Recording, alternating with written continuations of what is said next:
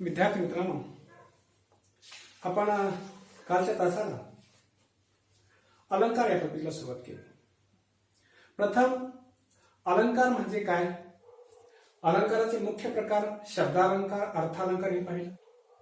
आणि त्यानंतर 12वीच्या परीक्षेमध्ये किंवा 12वीच्या पाठ्यपुस्तकामध्ये आपल्याला अभ्यासाला असणारे 4 प्रकारापैकी 2 प्रकाराचा आपण अभ्यास पाहिला. त्यातील पहिला प्रकार आपण बघितला अनन्वय अलंकार, दुसरा प्रकार बघितला आपण होते. पण या अलंकाराच्या आपण व्याख्या तयार करत असताना प्रथम उदाहरण पाहिलं आणि उदाहरण समजून घेऊन आपण स्वतः व्याख्या तयार केली. तसंच आजच्या तासाला आपण अतिशयोक्ती अलंकार आणि अर्थांतरन्यास अलंकार हे 2 राहिलेले अलंकाराचे प्रकार पाहिजे. म्हणून पहिल्यांदा मी अतिशयोक्ती अलंकार घेतला आणि या अतिशयोक्ती अलंकाराचं उदाहरण मी तुम्हाला इथं देतोय. आणि ह्या अतिशयोक्ती अलंकाराच्या उदाहरणातून उदाहरण समजून घेऊन आपल्याला व्याख्या तयार करायची आहे. आता इथं उदाहरण देतोय पहा. दमडीचं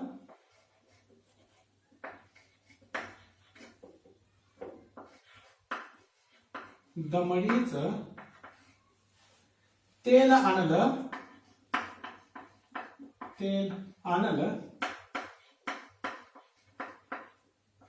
दमडीचं तेल आणलं,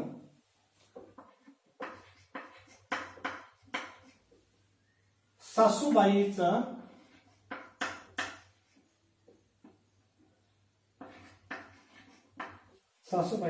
न्हाणं झालं.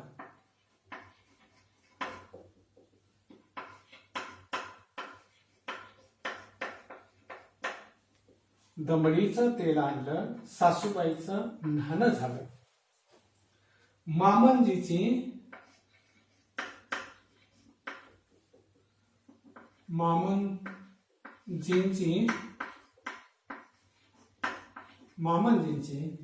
दाढी झाली.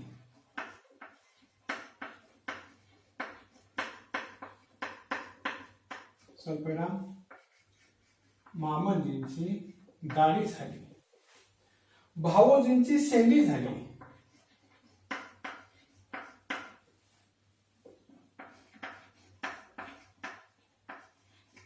भावोजींची शेंडी झाली.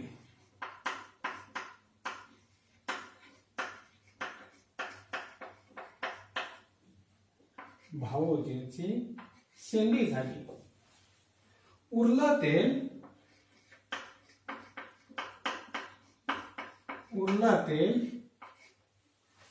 झाकून ठेवलं.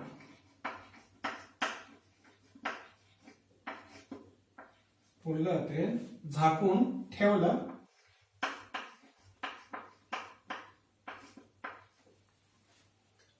लांडोरीचा पाय लागला.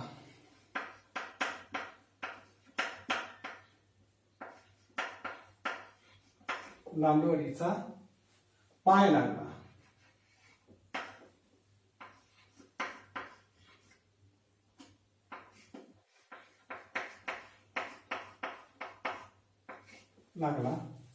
वेशीपर्यंत ओघळ गेला.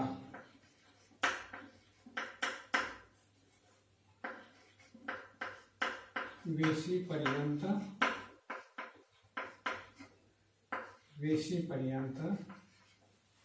ओघळ गेला.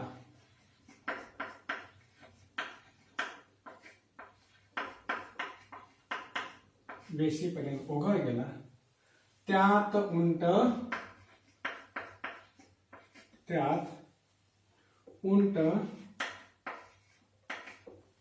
पोहून गेला.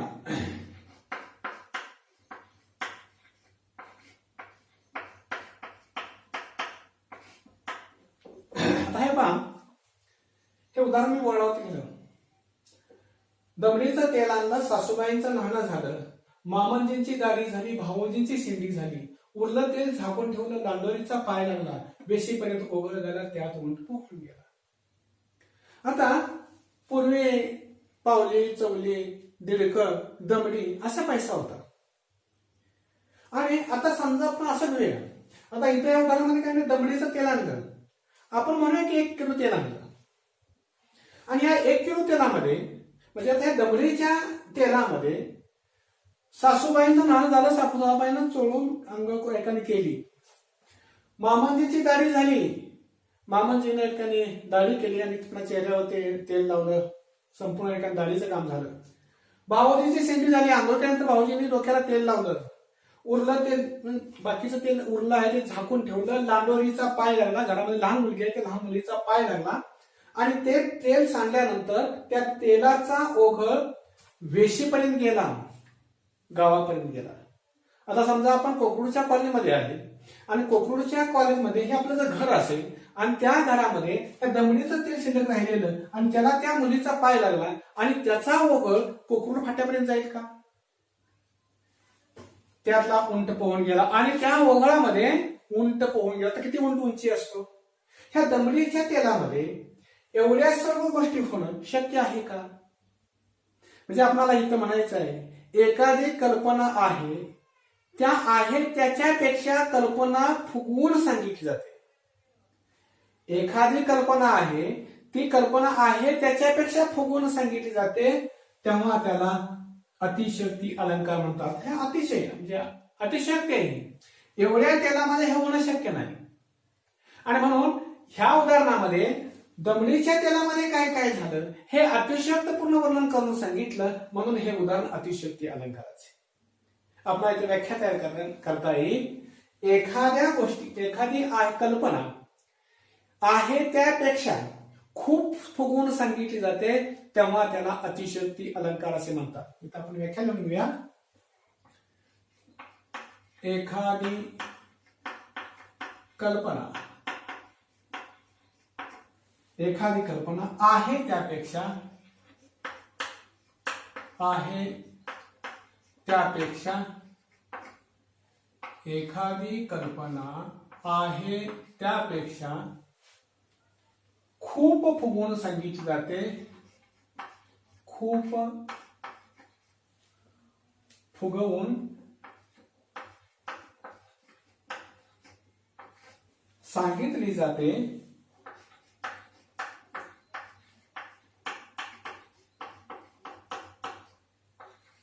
सांगितले जाते,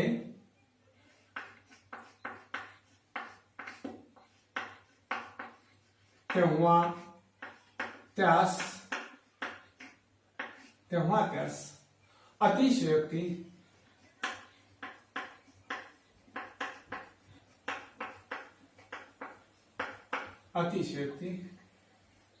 अलंकार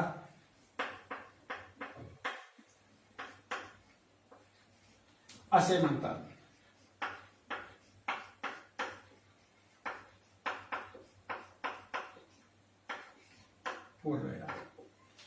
बघा, आपण मी पुन्हा सांगतोय की एखादी कल्पना आहे त्यापेक्षा जास्त फुगून सांगितली जाते, तेव्हा त्यास अतिशयोक्ती अलंकार असे म्हणतात. आता या दुसरं उदाहरण बघा. इथं 2 नंबरला उदाहरण लिहितो. त्याच्या एका गर्जनेने, सोपं उदाहरण आहे, त्याच्या एका गर्जनेने, त्याच्या एका गर्जनेने पर्वत डळमळतात, पर्वत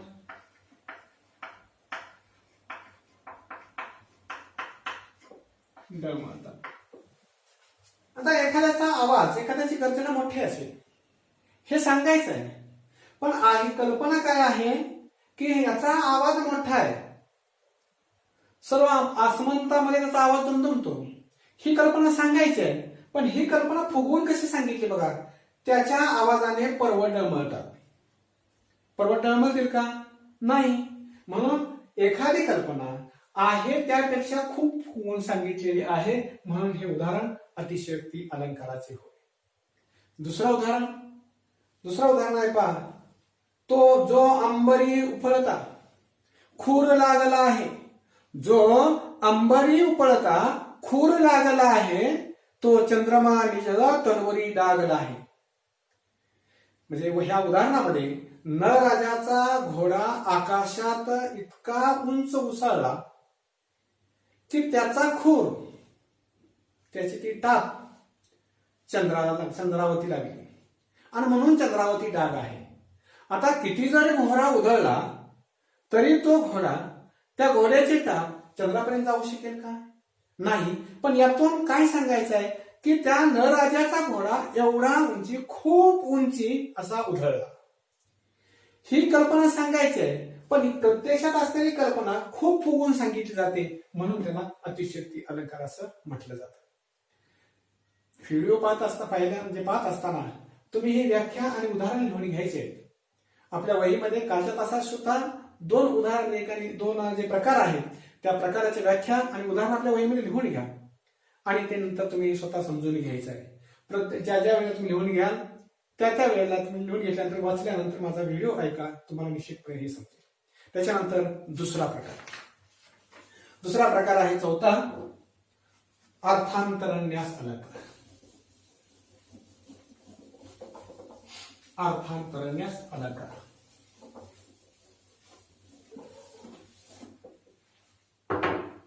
चौथा प्रकार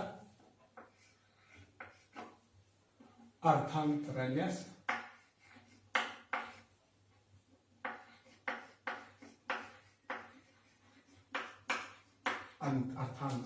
अलंकार.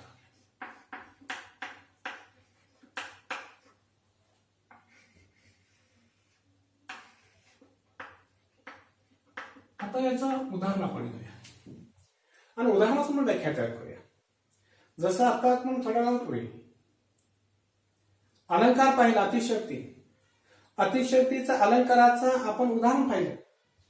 दमडीचं तेल आणलं, सासूबाईचं नाणं झालं, मामुंजीची दाढी झाली, भाऊजींची शेंडी झाली, उरलं तेल झाकून ठेवलं, लांडोरीचा पाय लागला, त्याचा ओघ वेशीपर्यंत गेला आणि त्या ओघातून, त्या तेलातून उंट पोहून गेला.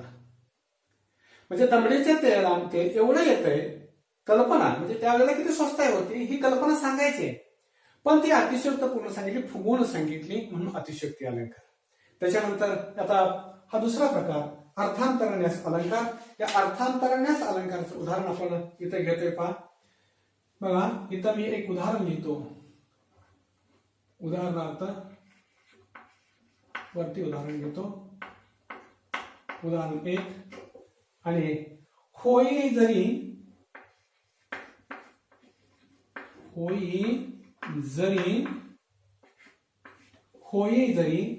संतत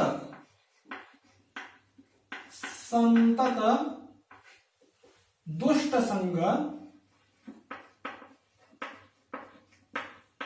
संग होई जरी संतत दुष्ट संग न पावती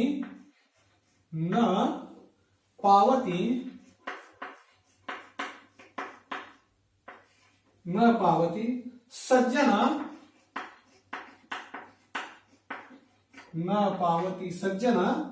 सत्वभंग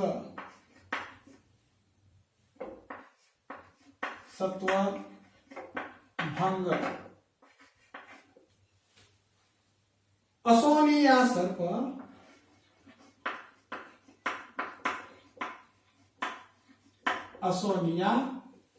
सर्प सदा शरीरी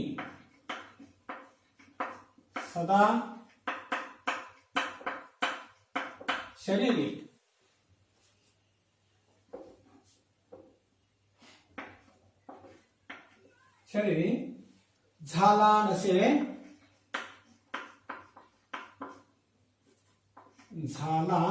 नसे चंदन तो विषारी.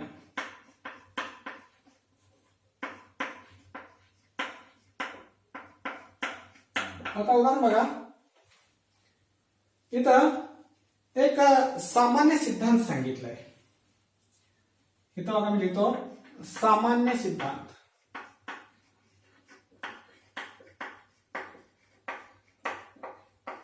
आता सामान्य सिद्धांत काय आहे? होई जरी संतत म्हणजे सतत, होई जरी संतत दुष्ट संग. एखाद्या माणसाच्या सतत सहवासामध्ये दुष्ट माणूस असेल, दुष्ट माणूस आला तरी न पावती सज्जन सत्वसंग. तरी सज्जन आपल्या चांगल्या वृत्तीपासून, चांगल्या विचारापासून, चांगल्या कल्पनेपासून, चांगल्या दृष्टीपासून दूर होत नाही. न पावती सज्जन सत्वसंग. चांगला विचार, चांगली वृत्ती, चांगली वाणी, चांगली नजर, चांगली दृष्टी, त्यापासून तो वंचित होत नाही. हा सामान्य सिद्धांत आहे. म्हणजे चांगल्या वृत्तीच्या माणसाच्या सहवासामध्ये दुष्ट माणूस जर सतत आला तरी सुद्धा चांगल्या वृत्तीच्या माणसाचा स्वभाव, त्याची वाणी, त्याचे विचार, त्याची कल्पना, त्याची दृष्टी नष्ट होत नाही. हा सिद्धांत, सामान्य सिद्धांत पटवून देण्यासाठी त्याने एक विशेष उदाहरण दिलं. आता उदाहरण काय? आता इथं विशेष उदाहरण.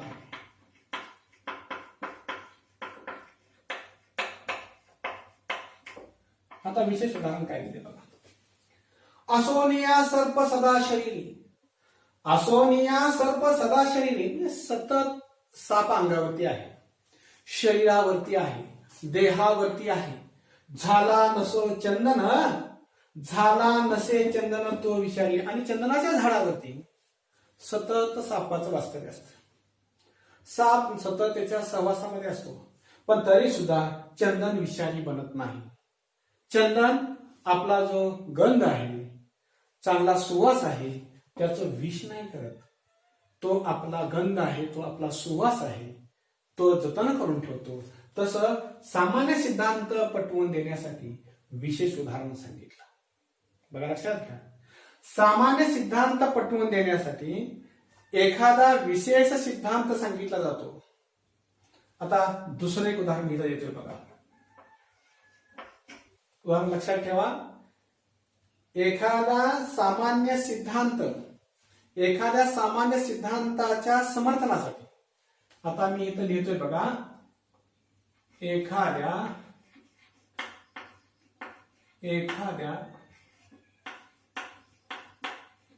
सामान्य सिद्धांताच्या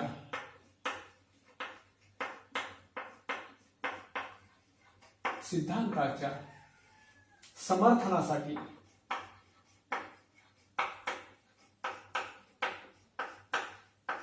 एखाद्या सामान्य सिद्धांताच्या समर्थनासाठी विशेष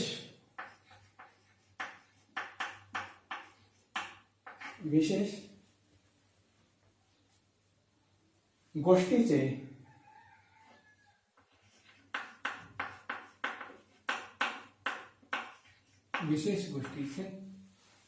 विधान केले जाते.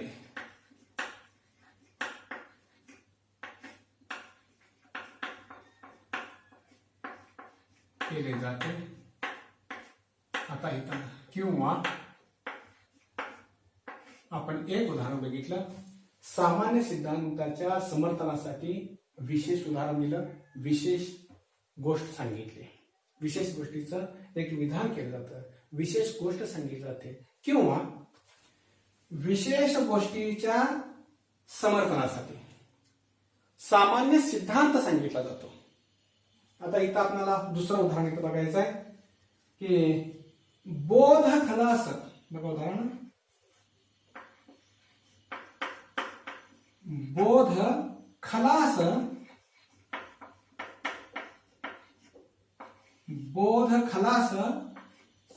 न रुचे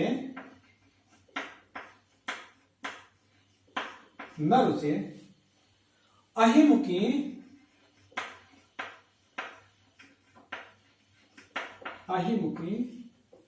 दुग्ध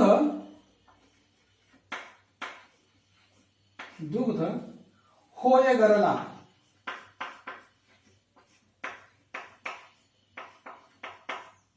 दुग्ध होय गरला. स्वानपुच्छ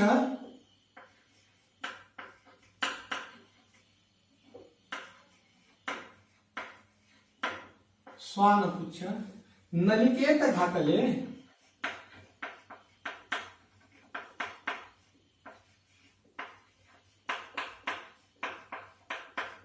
नलिकेत घातले होईना सरळ.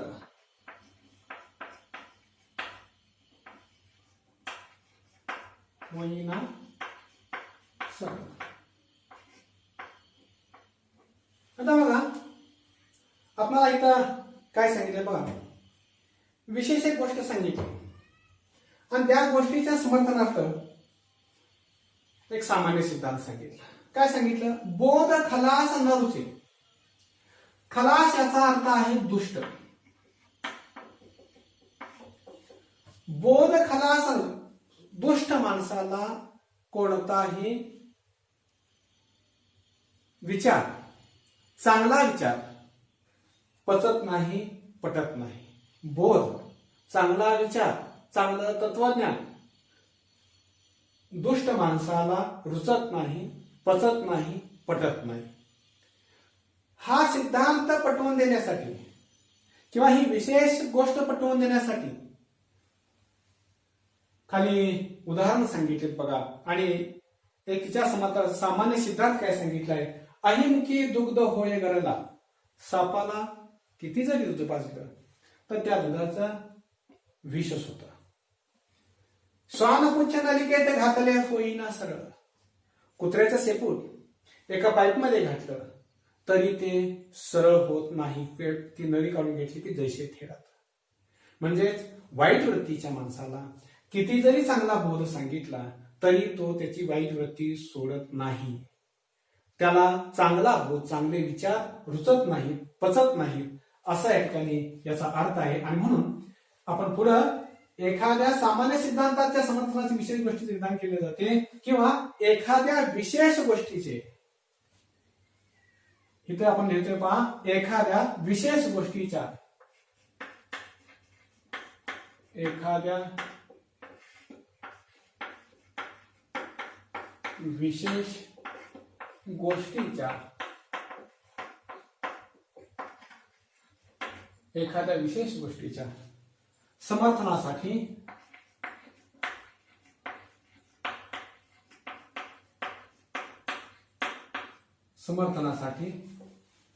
सामान्य सिद्धांत, समर्थनासाठी एखाद्या सामान्य सिद्धांताचे विधान केले जाते. एखाद्या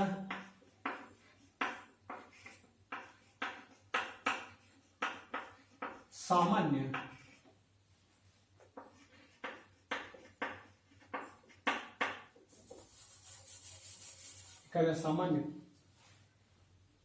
सिद्धांताचे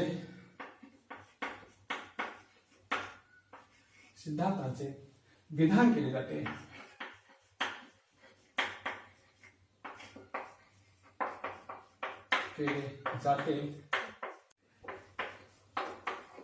तेव्हा त्यास अर्थांतरण्यास